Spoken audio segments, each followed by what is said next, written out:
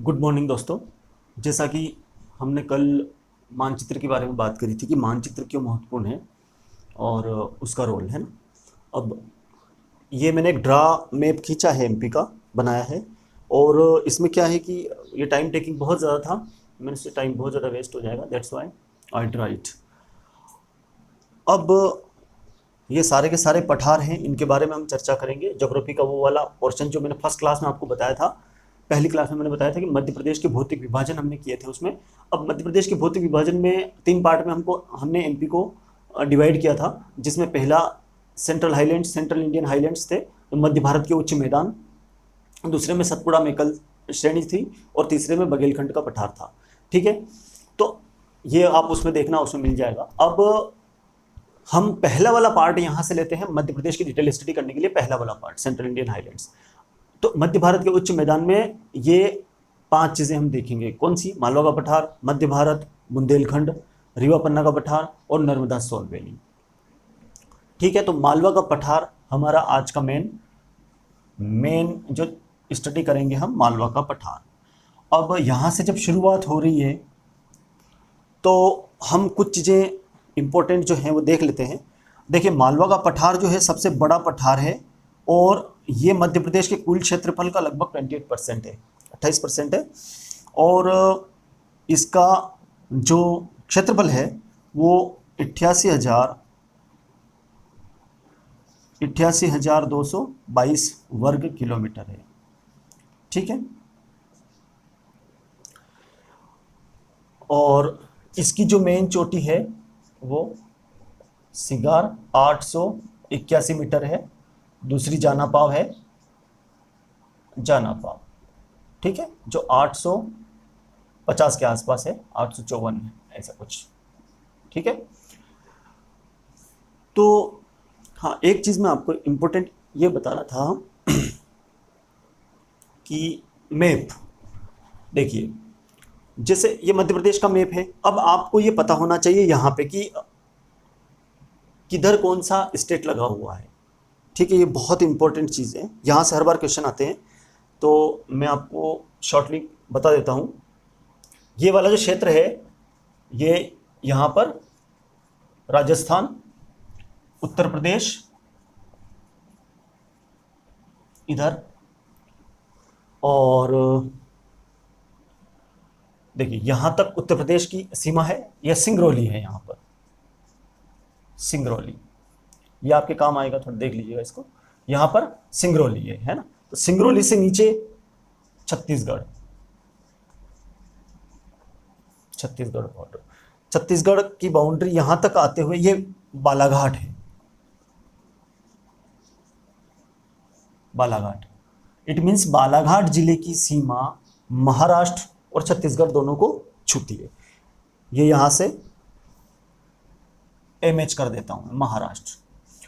यहाँ से फिर ये बैतूल, बुरहानपुर और ये अलीराजपुर, क्योंकि झाबुआ से अलग हुआ था अलीराजपुर, जैसा कि मैंने बताया था आपको। तो अलीराजपुर की जो सीमा है ये यहाँ से गुजरात,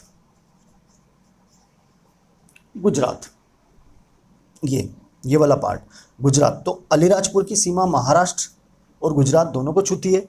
और ये यहाँ से झाबुआ, तो झाबुआ ये वाला राजस्थान वाला क्षेत्र है यहाँ पे। ठीक है, ये झाबुआ, झाबुआ, तो झाबुआ की सीमा राजस्थान और गुजरात दोनों को छूती है। और अलीराजपुर की सीमा, पिछली बार एमपीपीएससी में क्वेश्चन था अलीराजपुर वाला। ठीक है, राइट। और यहाँ से सिंगरौली से अगर हम यहाँ देखेंगे तो यहाँ भिंड है और यहाँ मुरैना, मुरैना, मुरैना की सीमा यहाँ तक है। तो मुरैना जो जिला है, इसको 2 राज्य की सीमाएं स्पर्श करती है, राजस्थान की और उत्तर प्रदेश की। ये 5 जिले लगते हैं, गुजरात, महाराष्ट्र, राजस्थान, उत्तर प्रदेश और छत्तीसगढ़ मध्य प्रदेश की सीमा को स्पर्श करते हैं, जिसमें सबसे अधिक से अधिक सीमा उत्तर प्रदेश की है, सबसे कम गुजरात की है। अब देखिए, यहाँ तक क्लियर है। हम ये चीज़ मैंने आपको बता दी थी, यहाँ पे इसको देख लेना आप। यहाँ से हम मालवा के पठार की शुरुआत करें।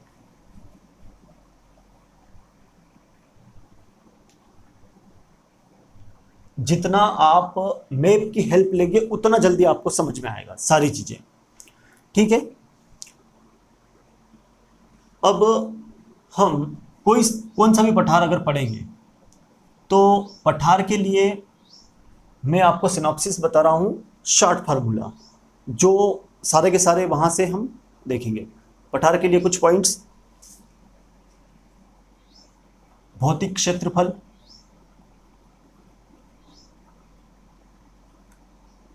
ये पांच पॉइंट है। ठीक है, भौतिक क्षेत्रफल और नदियां, आप नदियों को थर्ड पे भी ले सकते हो, कोई दिक्कत नहीं है। जलवायु और कृषि, तीसरे पॉइंट पे नदियां, चौथे पे उद्योग और खनिज कर लेना आप, उद्योग और खनिज। ठीक है, और त्योहार आदि, और चौथे पे दार्शनिक स्थल।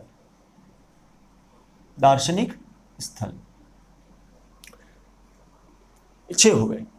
ठीक है, त्योहार को मैंने एक्स्ट्रा इसमें ऐड कर देते हैं, त्योहार और दार्शनिक स्थल कर लीजिए आप। तो ये सिनॉप्सिस जो है इसका, इसके हिसाब से, इसके अनुसार ही हम पूरा का पूरा चलेंगे। ठीक है, अब मालवा के पठार का भौतिक क्षेत्रफल के बारे में हम बातचीत करते हैं कि इसका कहां से कहां तक विस्तार है। फिर जलवायु और कृषि की, फिर नदियों की, फिर उद्योग और खनिज की बात करेंगे, फिर त्योहार की, फिर दार्शनिक स्थल की। ये आपको सब में चलेगा ये सिनॉप्सिस। ठीक है, तो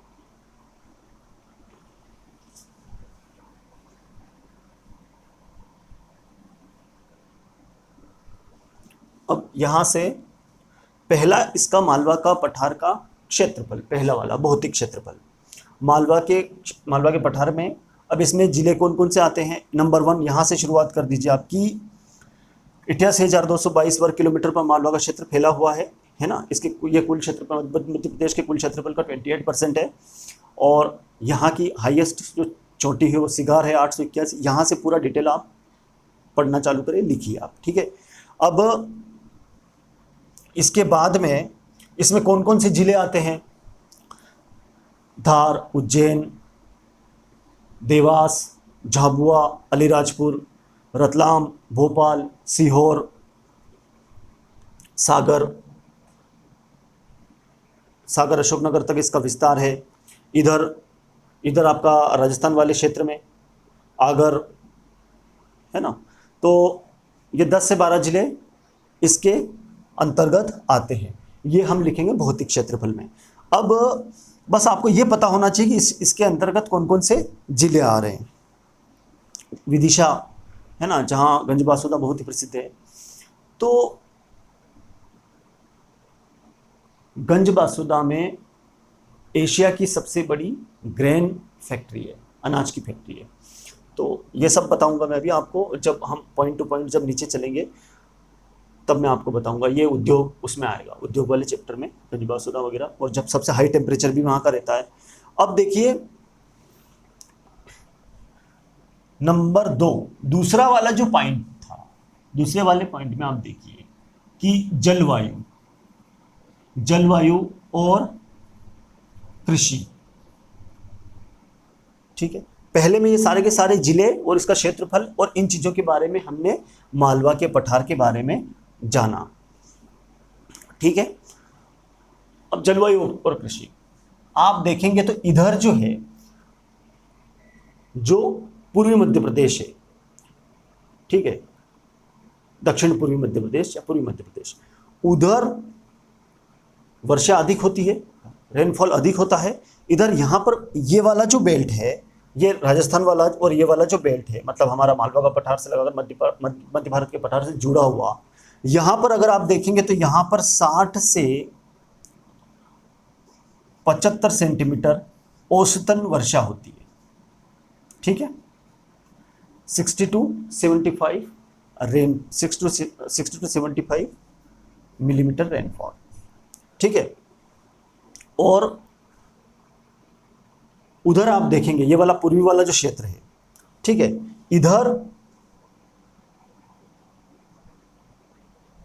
इधर जो है 75 से 125 सेंटीमीटर तक बारिश होती है, 75 से, राइट,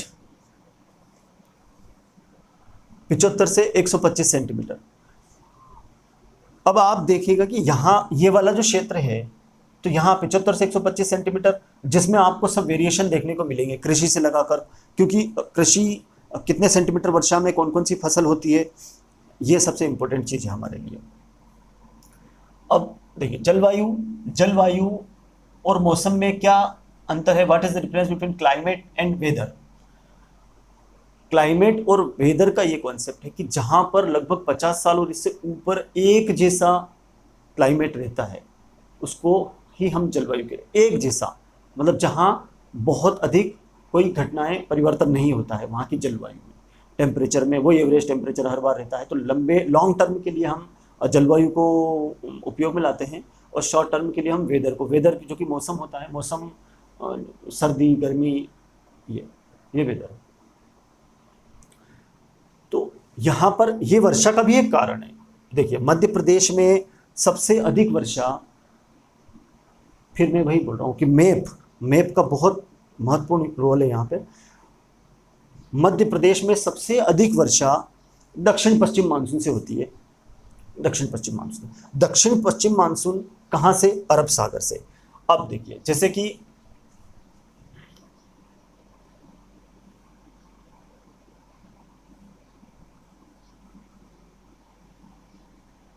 इंडिया का मैप मैं ड्रॉ कर रहा हूँ, शायद ज़्यादा अच्छा नहीं होगा। ये सिक्किम और हाँ ठीक है, ये नॉर्थ ईस्ट में, ये मेघालय, ये अरुणाचल, ये मिजोरम, ये मणिपुर।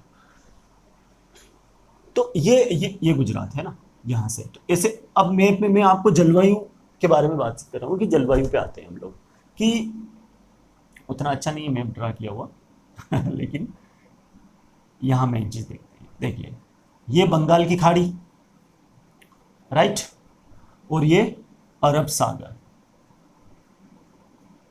अब हमारे यहाँ जो वर्षा होती है, we receive rainfall from Arab Sagar, maximum rainfall Arab Sagar से हम सबसे अधिक हमारे यहाँ वर्षा होती है। तो हम यहाँ पर हैं गुजरात से सटे हुए, यहाँ आप देखिए गुजरात से सटे हुए, जहाँ पर ये हिली एरिया है। यहाँ से जैसे कि हम जब पढ़ते हैं तो हमको राजपीपला की पहाड़ियाँ, राजपीपला, काबिलगढ़, महादेव, मेकाल और फिर केमूर हिल्स ऊपर आती है। इस टाइप से ये सारी की सारी पहाड़ियों वाला क्षेत्र। तो यहाँ से गुजरात से, अब यहाँ पे मैं आपको बताता हूँ कि जब अरब सागर की शाखा से जब बारिश शुरू होती है, ठीक है, तो वो 1 जून को केरल पहुँचती, केरल से इसकी स्टार्टिंग होती है। ये यहाँ से इस तरीके से ये रेनफॉल का ट्रेंड रहता है, ये वाला ट्रेंड, ये वाला, ठीक है, इस तरीके से। तो 1 जून को केरल और लगभग 1 जून को केरल और 10 जून को महाराष्ट्र, और लगभग 15 जून को मानसून गुजरात पहुंचता है, गुजरात। और आप देखेंगे कि 15 से 26 जून हमारे यहाँ पर आदर्श समय है वर्षा का। हमारे यहाँ मानसून पहुंच जाता है लगभग 15 से 26 जून के बीच में। तो अब ये केरल से होते हुए, इधर होते हुए ये आता है। तो अब जब आप देखेंगे कि जब मानसून जो है, मानसून यहाँ से केरल से उठता है अरब सागर से, तो वो धीरे धीरे पहुँचते इधर राजस्थान, हम राजस्थान बॉर्डर पे है चूंकि हमारा एमपी जो है इधर, तो इधर आते आते यहाँ पर रेनफॉल कम हो जाती है। और मध्य प्रदेश में आप देखिएगा इधर जो है हमारे इस साइड में अधिक वर्षा होती है, क्योंकि यहाँ तक आते आते मानसून कमज़ोर हो जाता है, ठीक है। मानसून की इंटेंसिटी उतनी नहीं रहती है, तीव्रता, तो मानसून कमज़ोर हो जाता है। अब भी ऐसे बहुत सारे ऐसे टर्म हैं, जैसे जब आप इंडियन ज्योग्राफी और वर्ल्ड ज्योग्राफी पढ़ते हो तो लानिना, अल नीनो, ITCZ और जेट स्ट्रीम, ठीक है, ये बेल्ट होती है पृथ्वी के ऊपर, एयर प्रेशर बेल्ट जिनको बोलते हैं। तो इनका बहाव वगैरह ये सब वो है, ज्योग्राफी का टॉपिक है, लेकिन वो वर्ल्ड ज्योग्राफी में और इंडियन ज्योग्राफी में पढ़ते हैं। अभी फिलहाल हम एमपी में बात कर रहे हैं, इसलिए वहाँ नहीं जा सकते।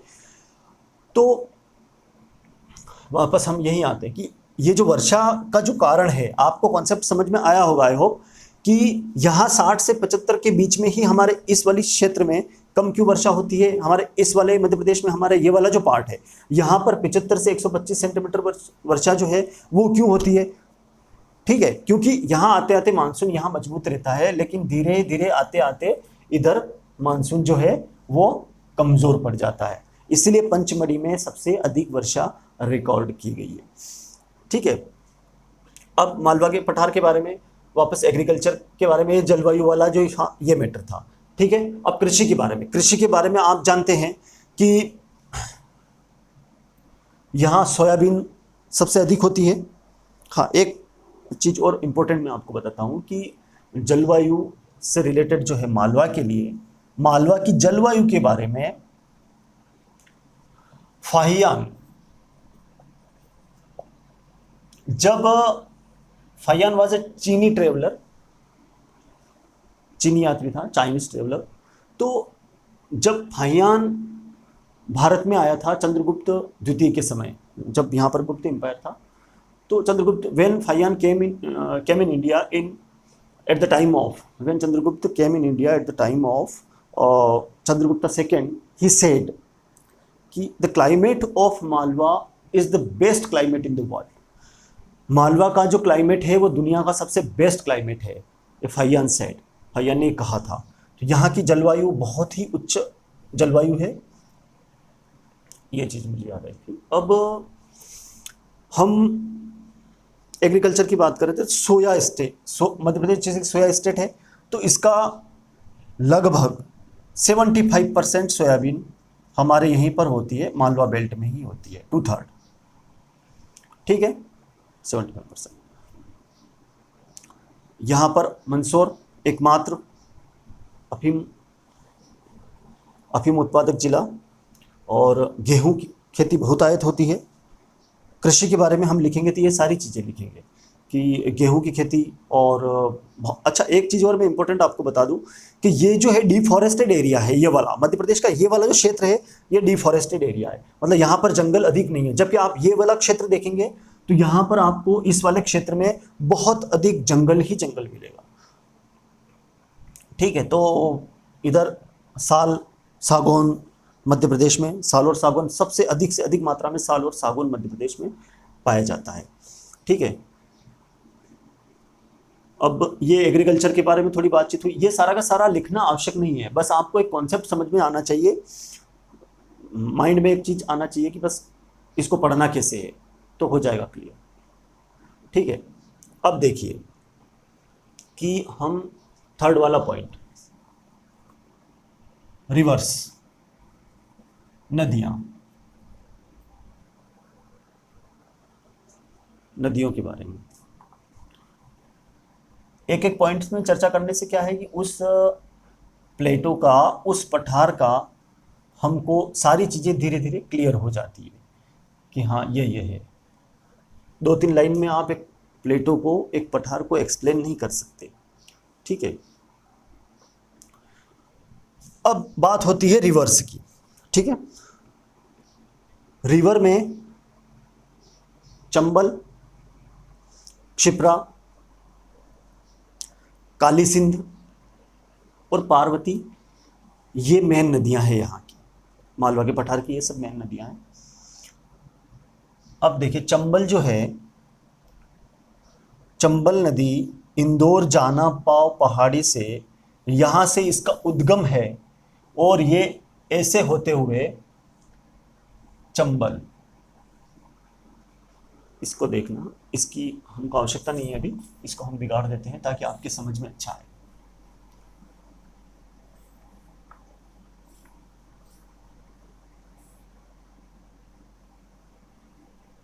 ये बोला। अब देखिए जैसे ये चंबल रिवर है, मैप पे देखना आप अच्छे से।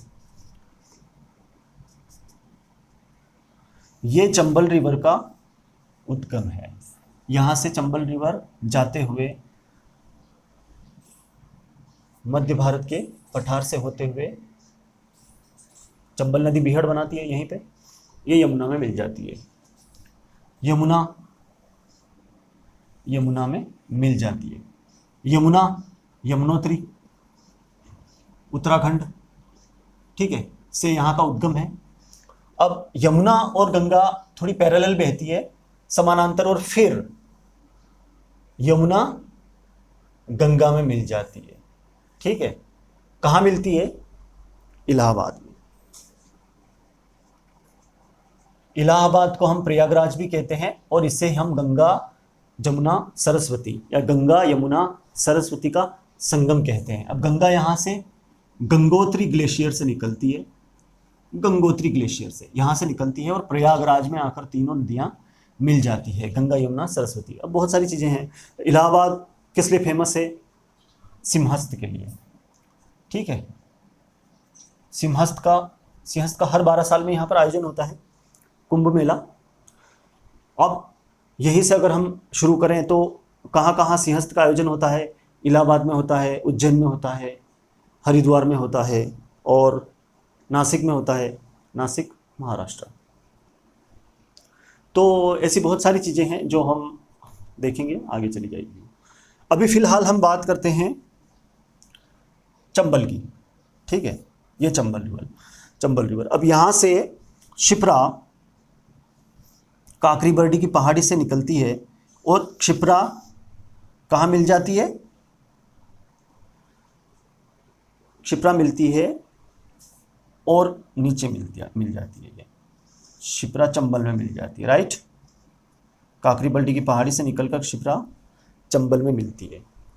फिर काली सिंध की अगर हम बात करें तो काली सिंध देवास से, बागलीगांव, काली सिंध बागलीगांव देवास से, तो काली सिंध भी चंबल में ही मिलती है, राइट।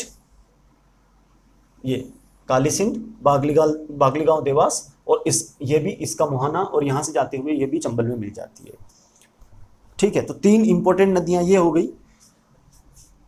चंबल लिख देता हूँ मैं, चंबल, क्षिप्रा, काली सिंध, और एक ये पार्वती रिवर। तो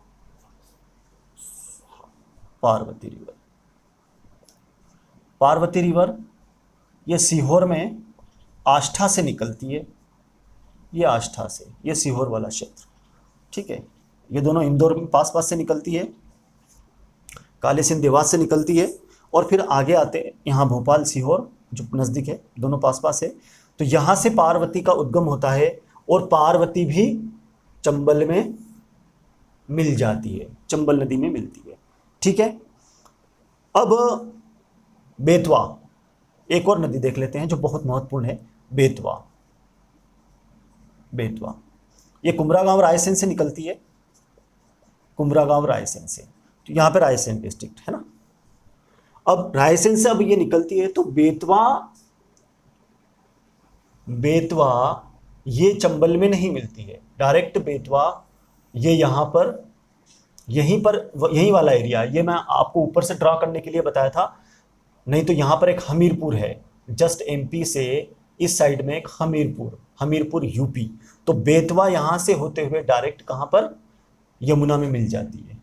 ये हम इसको थोड़ा यमुना को इधर करेंगे, यहाँ से ले लेते हैं यमुना को, और वो गंगा रहने देते हैं, ठीक है। तो आपको अच्छा समझ में आएगा।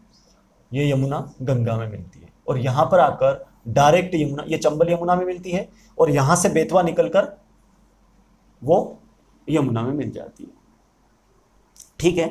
तो अब देखिए, इससे ये पता चलता है नदियों से कि maximum rivers flows towards northern side, उत्तर की ओर बह रही है। तो इसका मतलब मालवा के पठार का ढलान जो है स्लाइटली किधर है? उत्तर की ओर है, थोड़ा झुका हुआ है। क्योंकि देखो बहुत सारी चीज़ें इसमें आ जाती है। अब रिवर्स के बारे में हमने बात करी, तो ये वाला जो एरिया है आप देखना, इसको अच्छे से देखना, क्योंकि यमुना है, यमुना फिर गंगा, ये पूरा अगर डिटेल इसका है ना, पूरा का पूरा ड्रेनेज सिस्टम इंडिया का ड्रेनेज सिस्टम जब पढ़ते हैं हम, तो गंगा की सहायक नदियाँ गंडक, कोसी, गोमती, गोमल सारी नीचे आती हुई, फिर गंगा जो है वो बंगाल की खाड़ी में ड्रेन होती है, और ठीक है, और बांग्लादेश में थोड़ी बहुत बहती है।